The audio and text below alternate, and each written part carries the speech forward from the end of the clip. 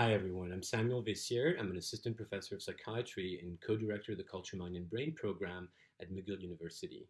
I've been asked to do a short video as a follow-up to two articles that I wrote in Psychology Today on the topic of the epidemic panic around the COVID-19 virus.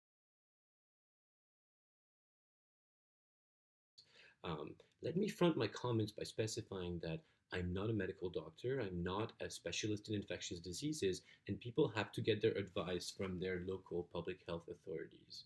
At the same time, we'll talk a little bit about the challenges of finding accurate medical information in these times of uncertainties, and perhaps of the benefits of unplugging a little, of abstaining from reading catastrophizing news about what might happen but has not happened yet. So I'm an anthropologist and an evolutionary cognitive scientist. I study the evolution of human cooperation and the impact of the internet on mental health and on democracy. So it is from these perspectives that I've attempted to make sense of what's going on in terms of the current panic. So let me begin with the good news here. We often forget that illnesses and unexpected bad events bring on a lot of unexpectedly good things. The first thing that comes with illness typically is we become grateful for things that we take for granted. We even remember things that we had completely forgotten in our lives. Like people with asthma talk about being thankful for breathing and for air, things that most of us take for granted. So, in this really radical event that has radically restructured our attention, we have become mindful of and thankful for so many crucial parts of our life that we took for granted. So we are reminded of all the vulnerable people that exist in our societies and how much we care about them.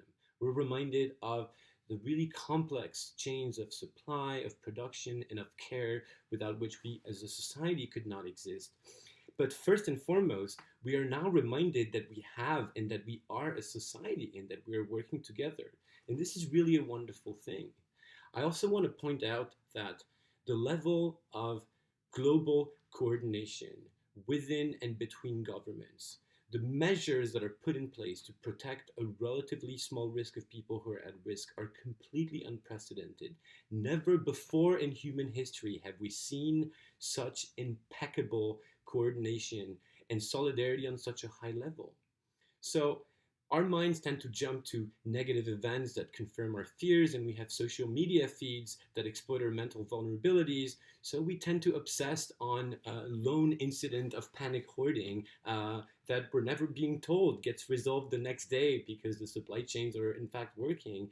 And we forget to notice people patiently waiting in line, people checking on each other, calling their grandparents to make sure that they're okay, Chinese doctors and public health experts flying to Italy to help with the crisis, or Israelis and Palestinians working together to solve this crisis. There's just so much good stuff that is happening.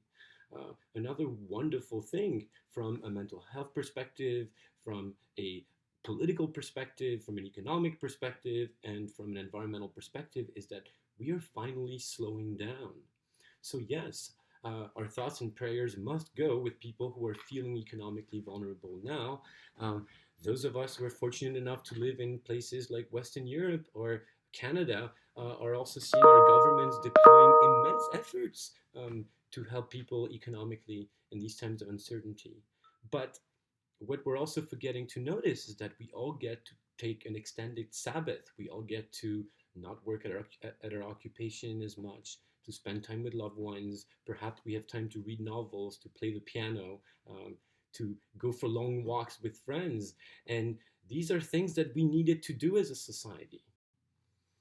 Something else that we as a society had failed to pause and notice and address is that in many ways we were already living in conditions of epidemic anxiety, of terrible loneliness, of individualism and competition, and a world in which the common search for meaning, opportunities to participate in collective ritual, opportunities to celebrate our extended family, kin, and community ties were in many ways impaired.